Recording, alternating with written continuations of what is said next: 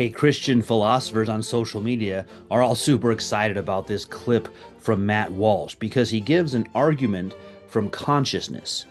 He essentially says that a bunch of little material things, molecules that have zero consciousness, can't add up to consciousness. Take a look. But it does go to show just how insufficient are these secular explanations for consciousness. Um, because secular mainstream science really has no explanation for consciousness. It It's can't say true. how consciousness came about or even what it is exactly. But its guess is that consciousness is somehow the byproduct of the brain's functioning. It's a physical process. It's a physical product. It's like how fire produces smoke, basically.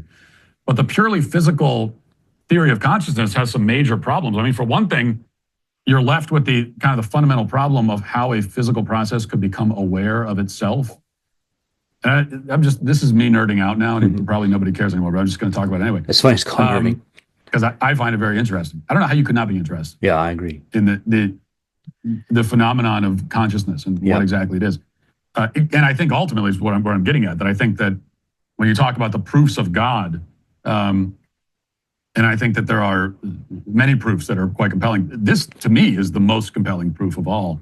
Not often used in these like debates about the existence of God with atheists and so on. I rarely, and I watch a lot of these debates because I find them interesting, but I rarely hear anyone use this proof. But to me, it's the most compelling one. Because again, the mainstream secular science has no explanation for it. So, if you want to say that some mindless physical process produces some other mindless physical thing, then fine. But how does a mindless physical process produce an awareness of itself? I think he's giving a really good argument.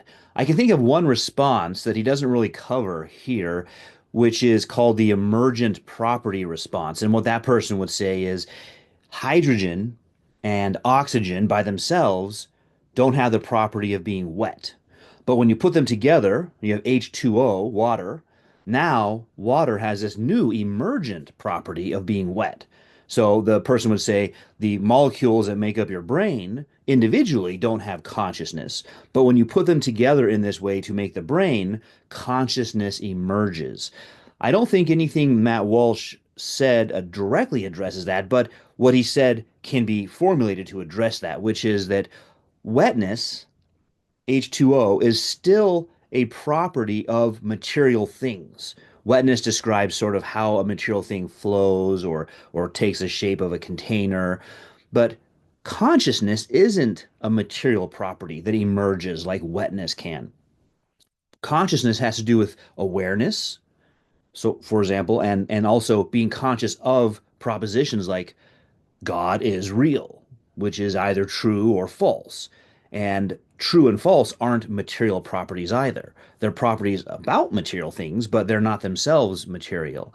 So that's one way to respond to it. Now, I like the fact that he says this is kind of nerding out, but then he backs up and says, but why wouldn't you be interested in this? Because this really is something that matters to all of us. And I think we can learn to show not just that there's some very difficult arguments to show God exists, but that it's clear God exists.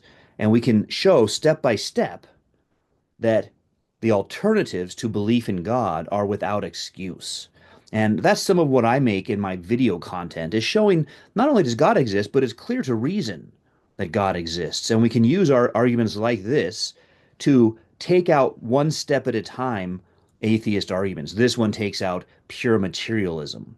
Whatever made us must also be conscious. And so that leaves us with another question. Is there only consciousness or does matter also exist? And I think we can show matter exists, that theism is true. God created the material world and us with our consciousness. So check out my other material, share it, and leave me a comment. Let me know what you think.